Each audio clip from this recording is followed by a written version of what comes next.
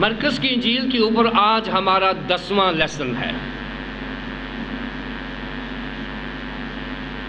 پچھلے لیسن میں ہم نے مرکز کی انجیل اس کے 3 باب کی 7ویں آیت سے لے کر 19ویں آیت تک کا تفسیری مطالعہ کیا تھا، جس میں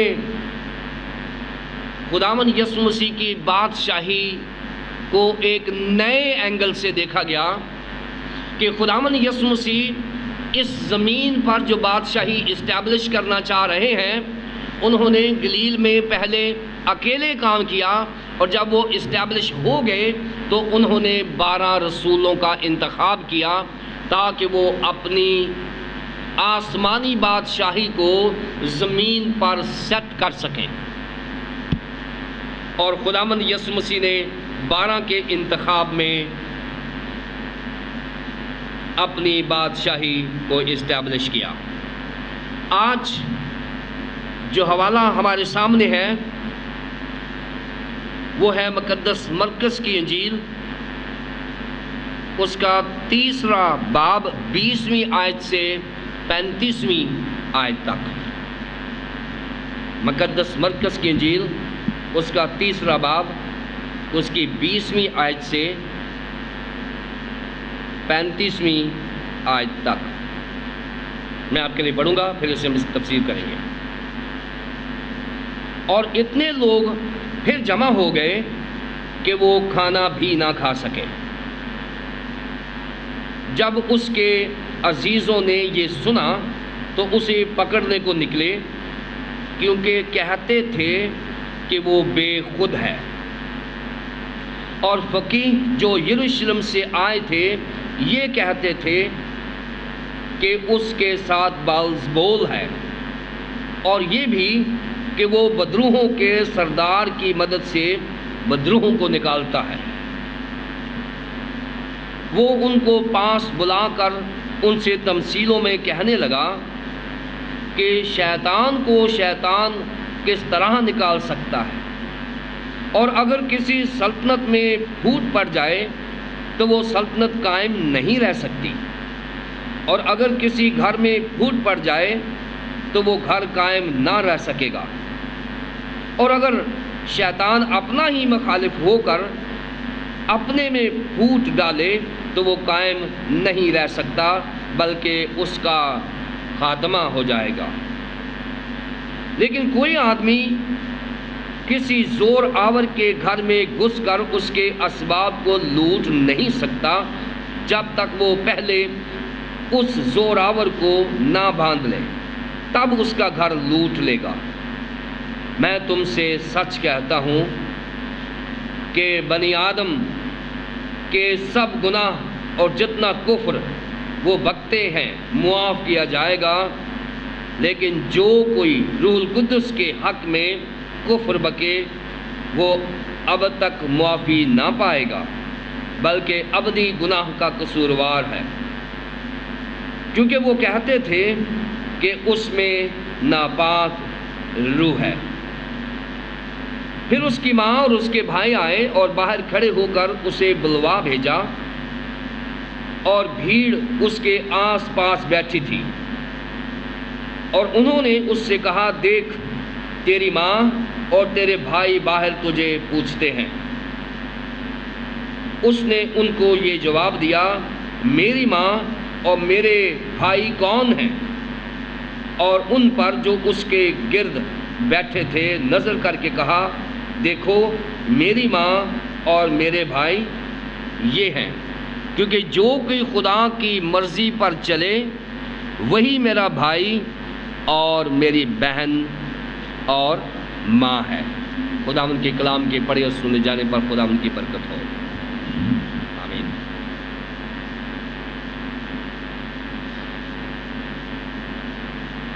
موجودہ اقتباس مقدس مرکز کی انجیل 3 باب کی 20ویں سے 35ویں آیت تک، سب سے پہلا جو کام ہے کرنا ہے ہم نے کسی بھی اقتباس پہ، وہ اس کا مضمون نکالنا ہے۔ جو مضمون ڈومینیٹ کر رہا ہے، اور اس پہرے کے اوپر جو ڈومیننٹ تھیم ہے وہ یہ ہے کہ خداوند یسوع مسیح کی بادشاہی، آسمانی بادشاہی زمین پر اسٹیبلش ہو رہی ہے، اور زمین پر آسمان کے کام ہو رہے ہیں، زمین پر آسمانی کام ہو رہے ہیں، اور ہم جو زمین والے ہیں خداوند کے آسمانی کاموں کو نہیں سمجھ سکے۔ اور یہی حال اس وقت کے لوگوں کا تھا، اور اس وقت کے مذہبی قائدین کا تھا، کہ وہ خداوند یسوع مسیح کی آسمانی بادشاہی کو اور اس کے آسمانی مشن کو جو وہ انٹروڈیوس کرا رہا تھا اس کو سمجھ نہیں رہے تھے۔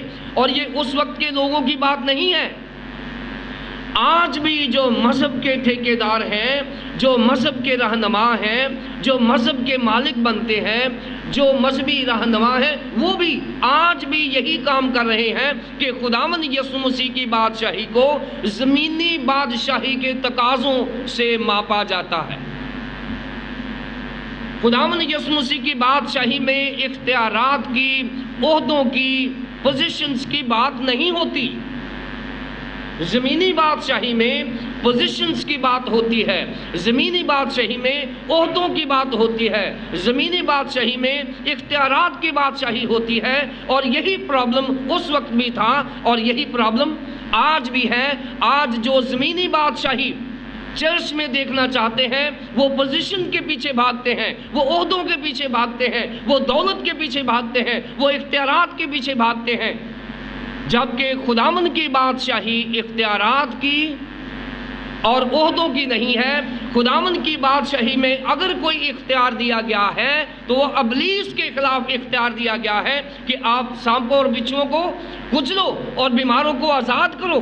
یہ اختیارات ہیں جو خداوند کی بادشاہی، اور آج تک ہمارے مذہبی رہنماؤں نے آسمانی اختیارات کے بارے میں سوچا بھی نہیں ہے، اور ہم زمینی اختیارات کے بارے میں لڑائی جھگڑے کرتے رہتے ہیں۔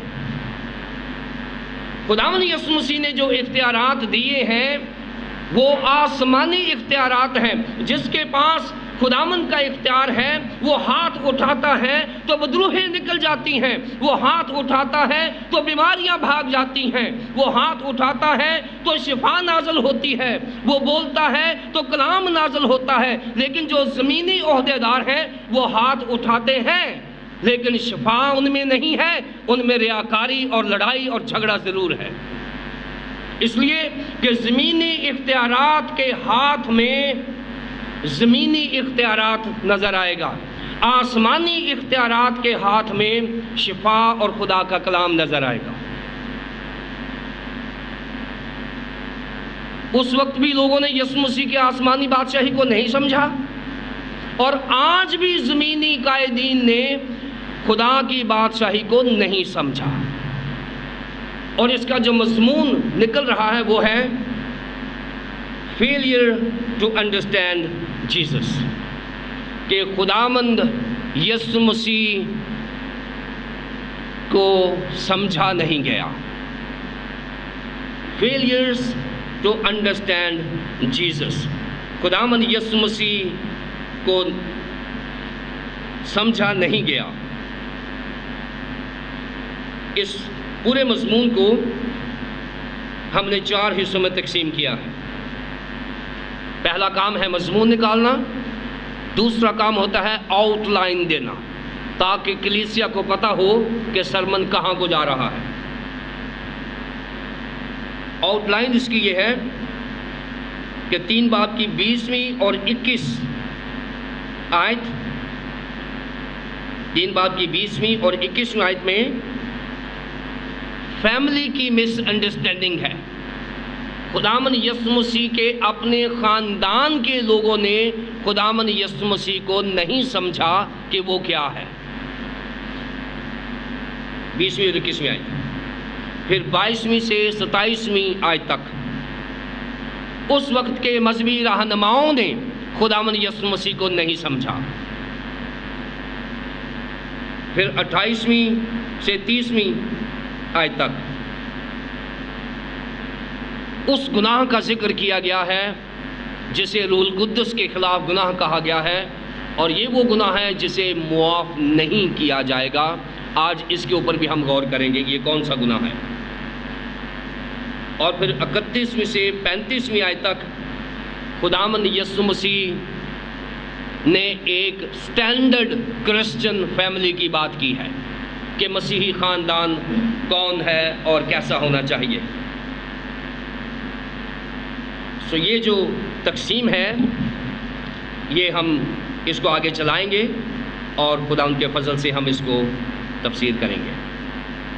پہلا حصہ فیلئر ٹو انڈرسٹینڈ جیسس، یہ تو مضمون ہے، اور پہلا جو 20ویں اور 21ویں آیت ہے وہ ہے کہ اور اتنے لوگ پھر جمع ہو گئے کہ وہ کھانا بھی نہ کھا سکے۔ جب اس کے عزیزوں نے یہ سنا تو اسے پکڑنے کو نکلے، کیونکہ کہتے تھے کہ وہ بے خود ہے۔ 20ویں اور 21ویں آیت۔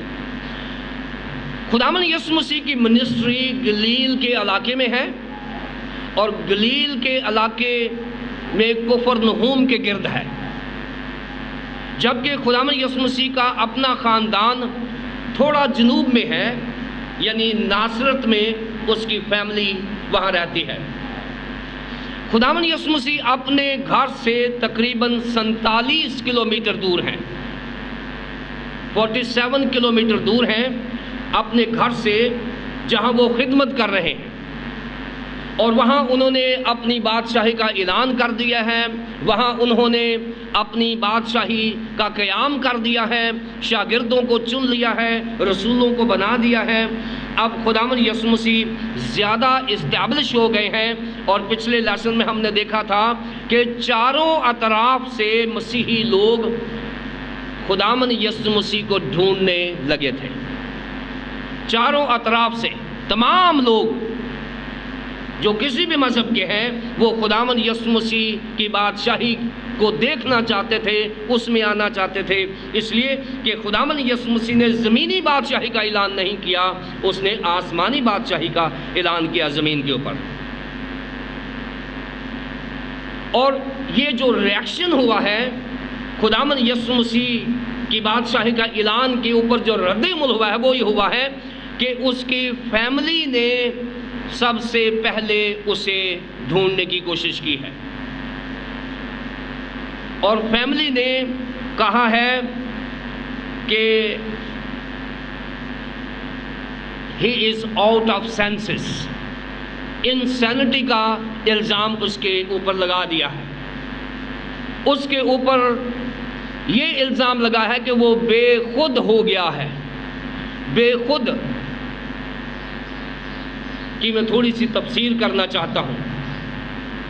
یہ اتنا اچھا لفظ نہیں ہے، اس کی اگر کومنٹری کی جائے تو یہ اتنا اچھا لفظ نہیں ہے جو اس کی فیملی سمجھ رہی ہے، اور اس کو آپ سمجھتے ہیں، کیونکہ میں کوئی بھی لفظ نہیں بولنا چاہتا اپنے خداوند یسوع مسیح کے لیے، کہ فیملی اس کو کہتی ہے یہ بے خود ہو گیا ہے، یہ آؤٹ آف مائنڈ ہو گیا ہے، یہ سوچ کے قابل نہیں رہا، یہ اپنی مرضی کر رہا ہے۔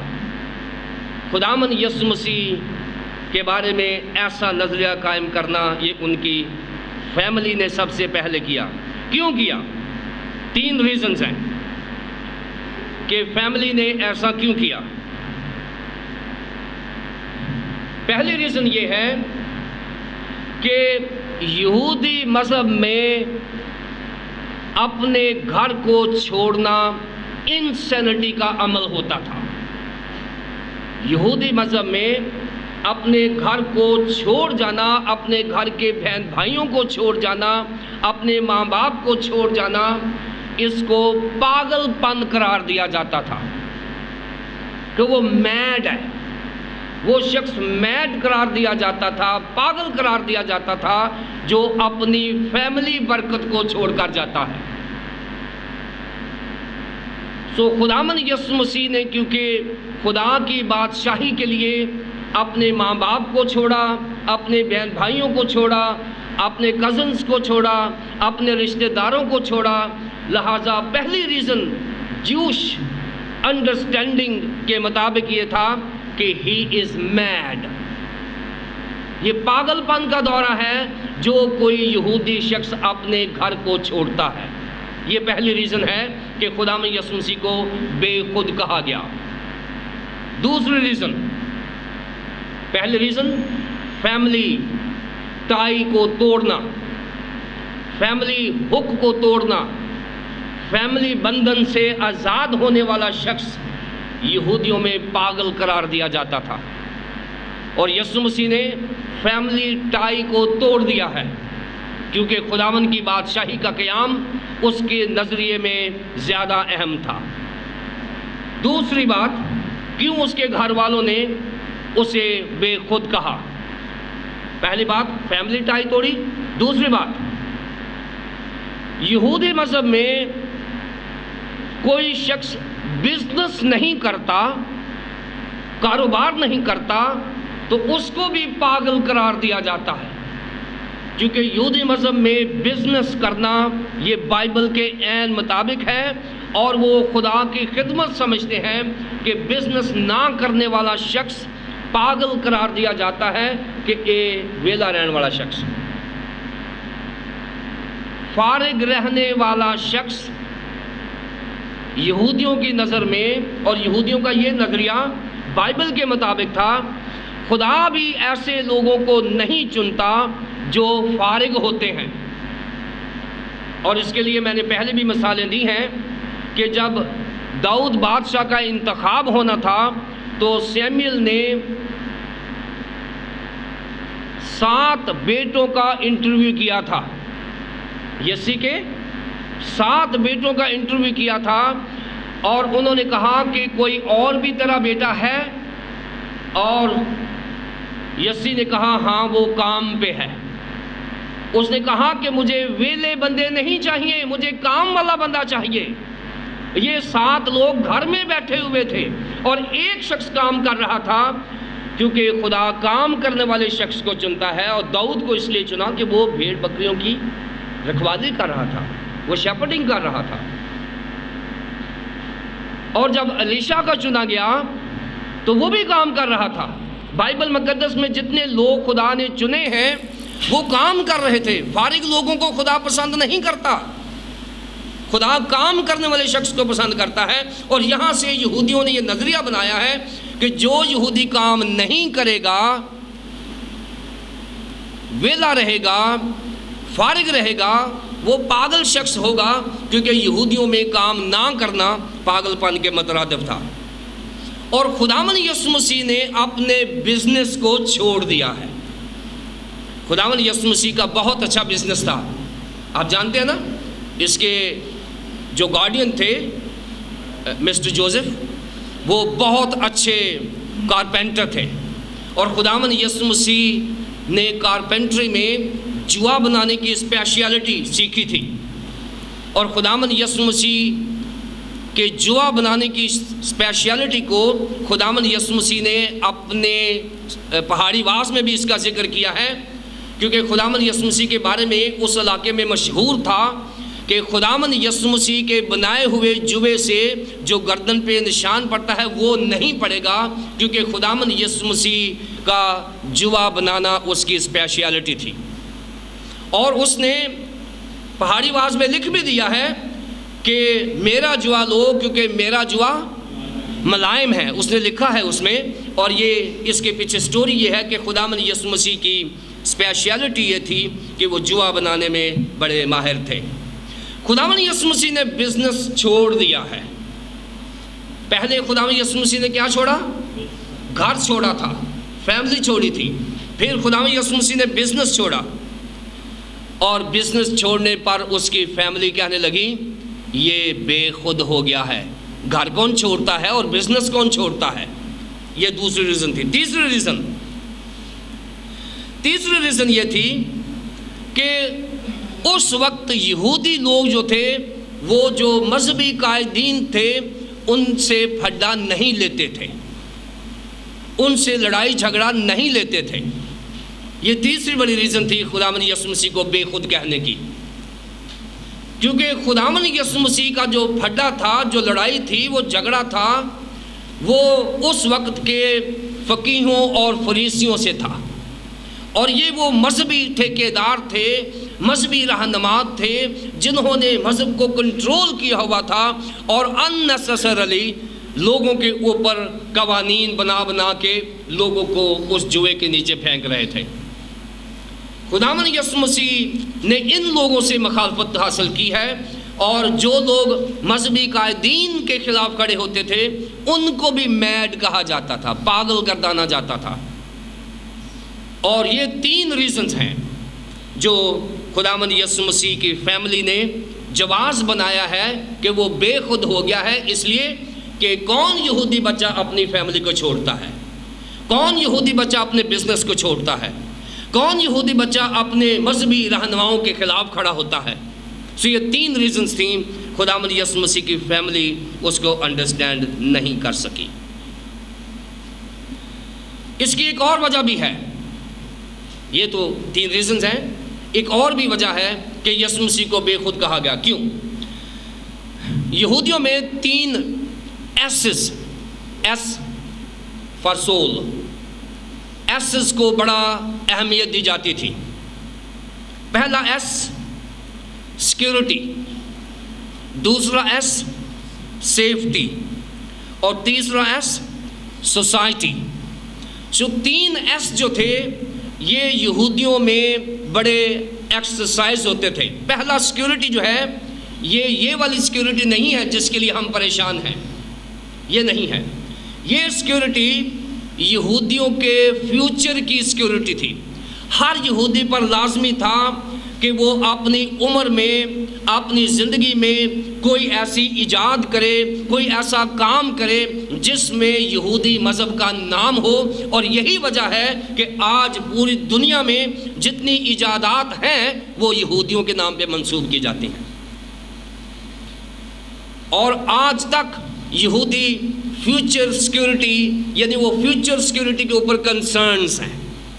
ان کا جو کنسرن ہے، فکر مندی ہے، ہر یہودی کہتا ہے کہ میں کیا فیوچر دے کے جا رہا ہوں، اپنی قوم کو کیا فیوچر دے کے جا رہا ہوں۔ کوئی ایجوکیشن میں کام کر رہا ہے، کوئی سائنس میں کام کر رہا ہے، کوئی ٹیکنالوجی پہ کام کر رہا ہے۔ یہودیوں کے اوپر ذمہ داری تھی کہ وہ فیوچر سیکیورٹی قوم کو دے کر جائیں، اور یسوع مسیح نے یہ کام نہیں کیا۔ یسوع مسیح نے اپنے دور میں کوئی سائنٹیفک انوینشن نہیں کی۔ یسوع مسیح نے یہودیوں کی نظر میں وہ کام نہیں کیا جو یسوع مسیح کو بطور یہودی کرنا چاہیے تھا، اس وجہ سے اس کو بے خود کہا۔ دوسری بات،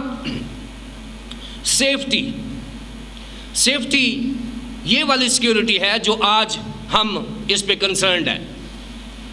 یہی وہ سیکیورٹی ہے، ہر یہودی پر لازمی ہے کہ وہ آرمی کی ٹریننگ حاصل کرے، ہاؤ ٹو بی کیموفلیجڈ، کہ اپنے آپ کو کیسے بچانا ہے، اپنی قوم کو کیسے بچانا ہے، اور ہر یہودی پر لازمی تھا کہ وہ فوجی تربیت حاصل کرے، اور آج بھی یہودیوں پر لازم ہے کہ وہ ہر 20 سال کے اوپر بچے کو آرمی میں ضرور بھیجتے ہیں تاکہ اس کی ٹریننگ دی جائے۔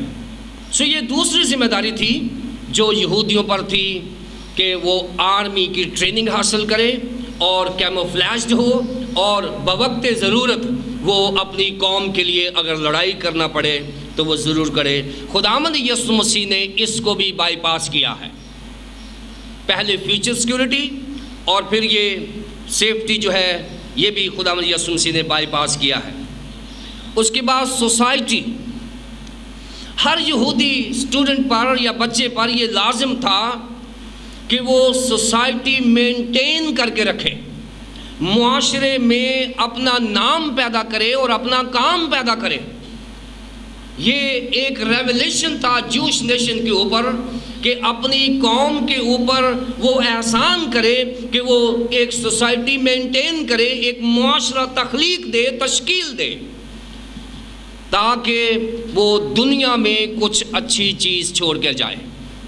اور خداوند یسوع مسیح نے یہودیوں کی نظر میں وہ نہیں کیا، بلکہ ایک نیا معاشرہ بنا دیا۔ سو یہ 3 ایسز ہیں جو خداوند یسوع مسیح نے وائلیٹ کیے ہیں. خداوند یسوع مسیح نے ان کو کنڈیم کیا ہے، بلکہ خداوند یسوع مسیح نے اس کے الٹ کام کر دیا ہے، کیونکہ یہودی سوچ رہے تھے، یہودی قائدین یہ سوچ رہے تھے کہ اس کو زمین کے لیے کام کرنا چاہیے، زمینی بادشاہی کے لیے کام کرنا چاہیے، جبکہ خداوند یسوع مسیح زمین پر آسمانی بادشاہی کے پرنسپلز دے رہا ہے. یہ وہ پرنسپلز ہیں جو زمین پر دیے گئے ہیں، جو یہودی توقع کر رہے ہیں کہ یسوع مسیح یہ کرے گا، لیکن خداوند یسوع مسیح نے آسمانی پرنسپلز دیے ہیں. خداوند یسوع مسیح 20ویں آیت میں گھیرے ہوئے ہیں، لوگ بہت سارے ہیں، اور یہاں تک مصروفیت ہے خداوند یسوع مسیح کی کہ اس کے شاگرد اور وہ کھانا بھی نہیں کھا سکے، اور ابھی وہ بزی ہیں. تو اس کے بہن بھائی یا اس کے عزیز اس کو یہاں پر لکھا ہے گرفتار کرنے کے لیے آ گئے ہیں. یہاں لکھا ہے اسے پکڑنے کو نکلے، کیونکہ کہتے تھے کہ وہ بے خود ہے. اس کو پکڑنے سے مراد یہاں باقاعدہ لیگل ٹرم ہے، اس کو اریسٹ کرنے کے لیے آئے، اس کو گرفتار کرنے کے لیے آئے تھے کہ یہ خداوند یسوع مسیح وہ کام کر رہا ہے جو یہودی مذہب کے خلاف ہے، لہٰذا اس کو گرفتار کر کے اس کو انڈر کنٹرول کریں اور بیہائنڈ دا بار کریں. ایک تھاٹ اس سے ڈیولپ ہوتا ہے، ایک تھاٹ جو ایک نکالا جا سکتا ہے، وہ یہ ہے، کچھ کومنٹیٹر یہ خیال کرتے ہیں کہ شاید یہ اس کی فیملی کا کنسرن بھی ہو سکتا ہے. یعنی ایک ماں اور ایک بھائی بہن اس کو ڈھونڈنے آئے ہیں، تو یہ ہو سکتا ہے وہ سوچتے ہوں کہ آفٹر آل جو بھی ہے ہمارا بھائی تو ہے نا یار، اس کو بچانے کی کوشش کریں. سو ایک تھاٹ یہ ڈیولپ ہو رہا ہے سائڈ پہ کہ خداوند یسوع مسیح کی جو ماں اور اس کے بہن بھائی ہیں وہ شاید اس لیے اس کو گرفتار کرنے کے لیے آئے ہیں کہ خداوند یسوع مسیح کو زیادہ نقصان نہ پہنچے. آفٹر آل وہ محبت ایکسرسائز کرنے آئے ہیں جو جوش فیملی کا حق تھا، اور اس میں کوئی شک نہیں ہے کہ ایسا ہے، یہ محبت خاندان کی ہوگی. لیکن اس کے ساتھ ساتھ جو ہم نے چیز سیکھنی ہے وہ سیکھنی ہے کہیں ایسا نہ ہو کہ میری خاندانی محبت یا خاندانی جذبات خدا کی بادشاہی میں رکاوٹ نہ آ جائیں. ہم اس ایشو کو ایسے ریزالو کرتے ہیں کہ اگر ایسا بھی ہے تو خاندانی محبت یا جذبات یا احساسات ایسے نہیں ہونے چاہیے جو کسی خادم کو خدا کی بادشاہی کے خلاف جا رہے ہوں. فیملی لو، فیملی ٹائپ بہت اچھا ہے، لیکن فیملی لو جو ہے وہ اس قدر ڈومینیٹ نہ کر جائے کہ خدا کا کام سفر کرے اور خدا کی بادشاہی خراب ہو. سو یہ 20ویں اور 21ویں آیت کی تفسیر ہے. اب 22ویں سے 27ویں آیت تک، پہلے 20ویں اور 21ویں آیت میں فیملی کی مس انڈرسٹینڈنگ ہے جیسس کے بارے میں. اس کے بعد مذہبی رہنماؤں کی مس انڈرسٹینڈنگ ہے، مذہبی رہنماؤں کی مس انڈرسٹینڈنگ ہے، اور وہ کیا ہے 22ویں آیت. اور فقیہ جو یروشلم سے آئے تھے یہ کہتے تھے کہ اس کے ساتھ بلزبول ہے، اور یہ بھی کہ وہ بدروحوں کے سردار کی مدد سے بدروحوں کو نکالتا ہے. خداوند یسوع مسیح کو مس انڈرسٹینڈ کیا ہے. اس کو ذرا غور سے سمجھیں کیونکہ یہ اینڈ بڑا خوبصورت ہوتا ہے.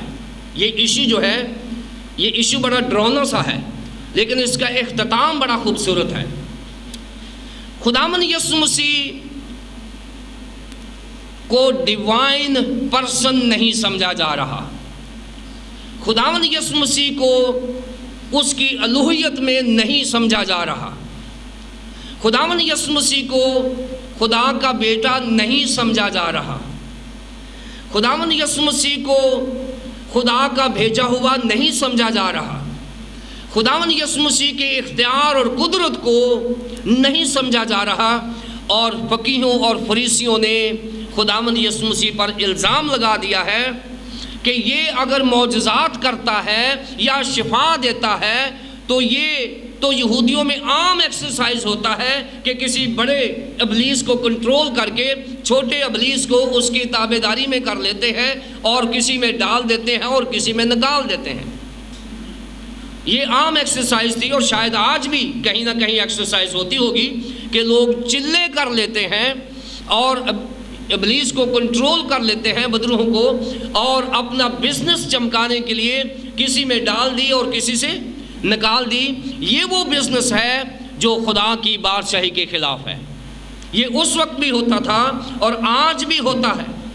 اس لیے خداوند یسوع مسیح کو اس پر ناراضگی بھی ہوئی ہے، کیونکہ بلزبول جو ہے یہ پرانے عہد نامے میں اگر آپ دوسرا سلاطین دیکھیں پہلے باب کی دوسرے آیت میں، پرانے عہد نامے میں بلزبول کو فلائز کا گاڈ کہا جاتا تھا، مکھیوں کا خدا. مکھیاں اس کے کنٹرول میں ہوتی تھیں. اور پھر نئے عہد نامے میں اس کی جو انڈرسٹینڈنگ ہے اس کو گوبر کا خدا کہا جانے لگا، گاڈ آف ڈنگ، گوبر کا خدا کہنے جا.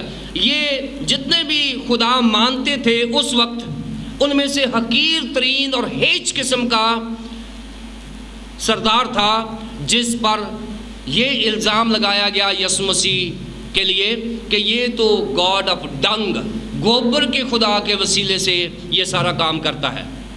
اور یہ بڑی توہین تھی، یہ بڑی بے عزتی تھی جو خداوند یسوع مسیح کے لیے ہو رہی تھی، اور یہ اس وقت کے مذہبی رہنما کر رہے تھے. بدروحوں کا سردار کنٹرول کیا ہوا اس نے اور یہ بدروہیں نکالتا ہے. خداوند یسوع مسیح نے انکاؤنٹر کیا ہے، خداوند یسوع مسیح نے ان کو بتایا ہے اور فوراً 3 لاجکس دیے ہیں اور ایک ہی بات کو 3 بار کہا ہے. سنیں ذرا 23ویں آیت. وہ ان کو پاس بلا کر ان سے تمثیلوں میں کہنے لگا. پہلی بات، شیطان کو شیطان کس طرح نکال سکتا ہے، کہ شیطان کو شیطان کس طرح نکال سکتا ہے، اور اگر کسی سلطنت میں پھوٹ پڑ جائے تو وہ سلطنت قائم نہیں رہ سکتی. یہ پھر دوسری بات اس نے کر دی. اور پھر ایک اور بات، اور اگر کسی گھر میں پھوٹ پڑ جائے تو وہ گھر قائم نہ رہ سکے گا، اور اگر شیطان ہی اپنا مخالف ہو تو اپنے میں پھوٹ ڈالے تو وہ قائم نہیں رہ سکتا بلکہ اس کا خاتمہ ہو جائے گا. خداوند یسوع مسیح نے ایک بات کو 3-4 مرتبہ دہرایا ہے اور بتایا یہ ہے کہ تم میرے سورس کو نہیں سمجھ سکے. میں تو خدا باپ سے بھیجا گیا ہوں، آپ مجھے بلزبول کی بات کر رہے ہو. بلزبول تو گوبر کا خدا ہے، آپ میرے زندہ خدا کو بلزبول سے ملا رہے ہو. یہ یسوع مسیح اصل میں کہہ رہے ہیں کہ میرے باپ کو آپ بلزبول سے ملا رہے ہو. بلزبول تو گوبر کا خدا ہے، آپ مجھے کہاں پر ملا رہے ہو؟ مجھے خدا نے بھیجا ہے، اختیارات کے ساتھ بھیجا ہے، میں اس کی تشہیر کرتا ہوں، مجھے آپ ایسے خدا سے نہ ملاؤ. پھر 27ویں آیت.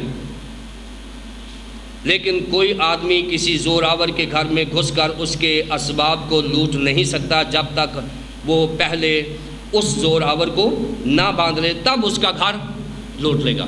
خداوند یسوع مسیح نے کہا ہے کہ میری منسٹری جو ہے وہ ابلیس کا خاتمہ ہے. میں ابلیس کے ساتھ جنگ کرنے آیا ہوں. میں ابلیس کے ساتھ ایلائی نہیں بن سکتا، ابلیس کے ساتھ میں الائنس نہیں بنا سکتا، ابلیس کے ساتھ میں گروپ نہیں بنا سکتا. میں تو ابلیس کو مارنے آیا ہوں. اور پھر خداوند یسوع مسیح نے بتایا ہے کہ اگر کسی کا گھر لوٹنا ہے تو اس میں ایک زوراور شخص بیٹھا ہوا ہے، اور اس زوراور شخص کو کنٹرول کرنے کے لیے اس سے زوراور شخص کی ضرورت ہے. اور یہاں پر خداوند یسوع مسیح نے بتایا ہے کہ میں اس سے زوراور ہوں جو آلریڈی میرے چرچ کو کنٹرول کیے ہوئے ہیں. ابلیس جو میری کلیسیا کو جکڑے ہوئے ہیں، میں اس سے زوراور ہوں. میرے پلنڈرز، میرے جو چیزیں ہیں وہ ابلیس نے کنٹرول کی ہوئی ہیں، لہٰذا میں ابلیس کو باندھ لوں گا اور پھر میں اپنے چرچ کو چھڑا لوں گا. اور مکاشفہ کی کتاب میں 20ویں باب میں یہی بیان کیا گیا ہے کہ ابلیس کو باندھ کر اتھاہ گڑھے میں ڈال دیا گیا ہے تاکہ کلیسیا اس سے آزاد کروائی جائے.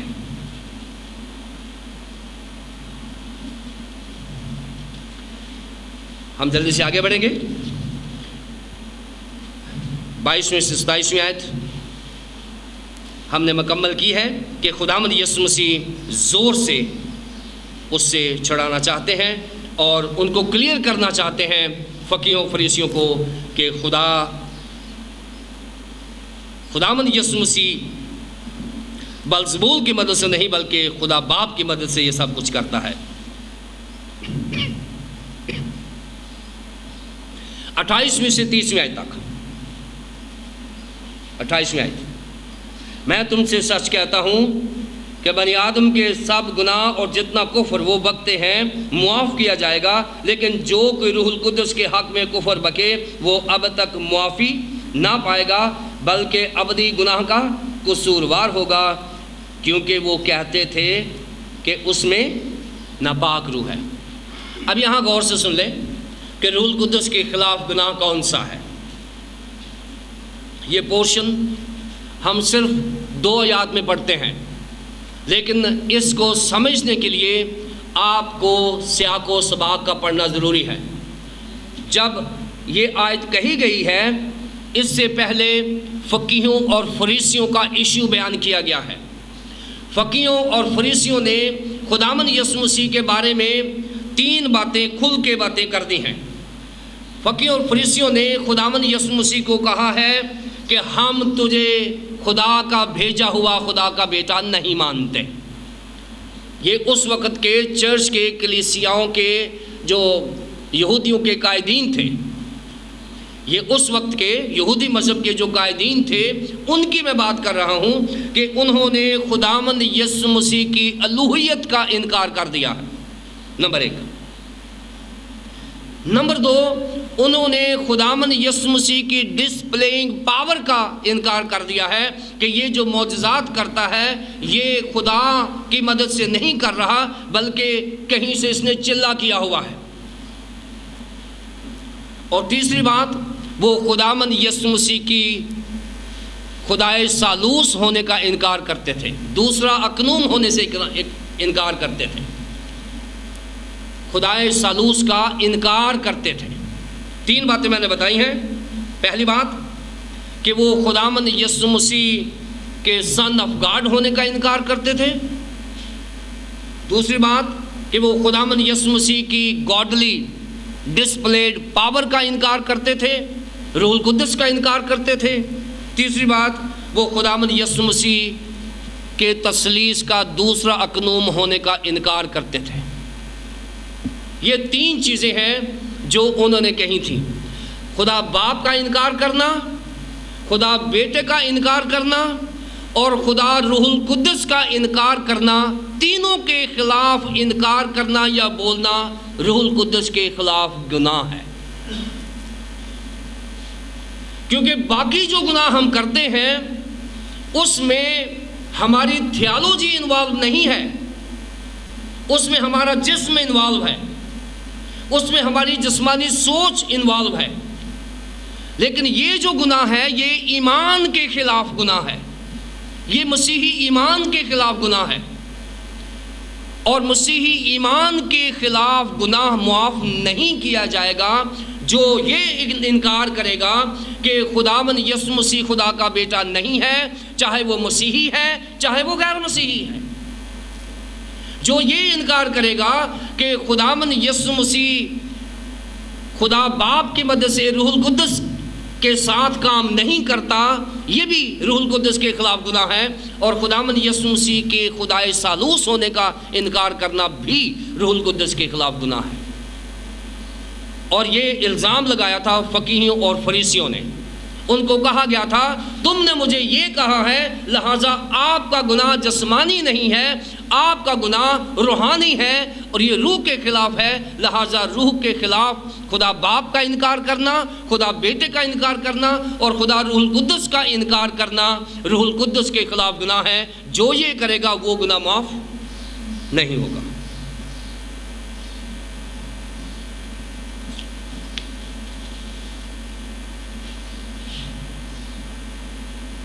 اکتیسویں آیت سے دیکھیں. یہاں پر اس کی ماں اور اس کے بہن بھائی اس کو لینے آ گئے اور خداوند یسوع مسیح نے انہیں کیا جواب دیا ہے؟ پھر اس کی ماں اور اس کے بھائی آئے اور باہر کھڑے ہو کر اسے بلوا بھیجا، اور بھیڑ اس کے پاس بیٹھی تھی، اور انہوں نے اس سے کہا دیکھ تیری ماں اور تیرے بھائی باہر تجھے پوچھتے ہیں۔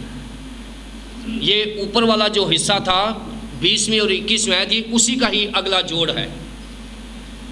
جو 20ویں اور 21 آیت تھی وہاں پر پہلے انہوں نے فیصلہ کیا ہے کہ وہ بے خود ہو گیا ہے، اب بیچ میں ایک نیا پہلا ڈال کے پھر یہی بہن بھائی اس کو پکڑنے کے لیے آ گئے ہیں، یہ اس کا آگے جوڑ لگایا ہے، یعنی 21ویں 20ویں اور 21ویں آیت اور پھر 31ویں آیت یہ ایک ہی حصہ ہے۔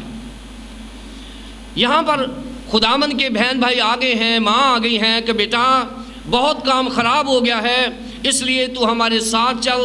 اور شاگردوں کو پتہ چلا ہے کہ کوئی ملنے آیا ہے، تو شاگردوں نے بتایا کہ یسوع مسیح تجھے کو ملنے آیا ہے۔ پھر اس نے کیا کہا؟ اس نے ان کو جواب دیا میری ماں اور میرے بھائی کون ہیں؟ اس نے بتایا ہے کہ میری ماں میرے بھائی کون ہیں۔ سوال اس لیے کیا ہے کہ خداوند یسوع مسیح اب کلیئر کرنا چاہتے ہیں کہ میرے فیملی ممبر کے لیے کیا ہونا چاہیے۔ Who will be my family member؟ Church کون ہوگا؟ چرچ کیسے بنے گا؟ کیونکہ خداوند یسوع مسیح چرچ کے ہیڈ ہیں، چرچ خداوند یسوع مسیح کی فیملی ہے، کلیسیا کا وہ ہیڈ ہے۔ اور ان پر جو اس کے گرد بیٹھے تھے، یہ 12 شاگردوں کی بات ہو رہی ہے، یہ 12 شاگرد اس کے جو گرد بیٹھے تھے، نظر کر کے کہا دیکھو میری ماں اور میرے بھائی یہ ہیں۔ کیوں یہ میرے بھائی ہیں؟ کیوں یہ میری بہن ہیں؟ اس لیے کہ جو کوئی خدا کی مرضی پر چلے وہی میرا بھائی اور میری بہن اور ماں ہے۔ خدا کی مرضی پر چلنے والا ہی وہ معیار پورا کرتا ہے جو خدا کی بادشاہی میں داخل ہو سکتا ہے۔ بڑا خوبصورت اینڈ کیا ہے یہاں پر اس نے کہ میرے بہن بھائی وہی ہو سکتے ہیں جو خدا کی مرضی پر چلتے ہیں، کیونکہ یہ مجھے کہتے ہیں کہ میں خدا کی طرف سے نہیں بھیجا گیا، میں خود بول کی مدد سے کام کر رہا ہوں، لیکن میں ثابت یہ کرنا چاہتا ہوں مجھے بھی خدا نے بھیجا ہے، میں خدا سے نکلا ہوں، میں خدا کا کام کرنے آیا ہوں، میں خدا کی بادشاہی کی اسٹیبلشمنٹ کرنے آیا ہوں، اور جو میرے ایجنڈے میں آئے گا، جو خدا کی مرضی پر چلے گا، وہی میری بہن ہوگی، وہی میرا بھائی ہوگا۔ سو خداوند یسوع مسیح کے بھائی اور بہن بننا ایک ہی پرنسپل ہے میرے عزیزو۔ One principle is far enough to be the member of his kingdom۔ اس کی بادشاہی کے وارث ہونے کے لیے ایک ہی بات ہے، خدا کی مرضی پر چلنا۔ جو خدا کی مرضی پر، اور خدا کی مرضی کیا ہے؟ بائبل مقدس۔ خدا کی مرضی کیا ہے؟ بائبل مقدس is written will of God۔ خدا نے اپنی مرضی لکھ دی ہے، خدا نے مرضی لکھ کے آپ کو دے دی ہے، میری مرضی یہ ہے۔ اب اس کو دیکھو میری مرضی کیا ہے، بائبل پڑھو، میری مرضی کو جانو۔ اگر بائبل نہیں پڑھو گے تو میری مرضی کو بھی نہیں جانو گے۔ میری مرضی بائبل مقدس ہے۔ پھر بھی بائبل مقدس میں سے 4 پرنسپلز دیتا ہوں میں آپ کو، خدا کے گھرانے کے جو معیار ہے۔ اگر آپ خدا کی مرضی پر چلنا چاہتے ہیں تو 4 کام آپ کو کرنے ہوں گے، 4 اصول میں دینے لگا ہوں، 4 پرنسپلز خدا کی مرضی کے مطابق فیملی، کہ یہاں میں نے ٹائٹل دیا ہے ٹرو فیملی آف گاڈ، خداوند کے لیے حقیقی خاندان۔ پہلی بات، they must have common experience of his grace۔ خدا کی مرضی پر وہ چلتا رہے گا یا چلے گا جس نے خداوند یسوع مسیح کے فضل کا تجربہ حاصل کیا ہے۔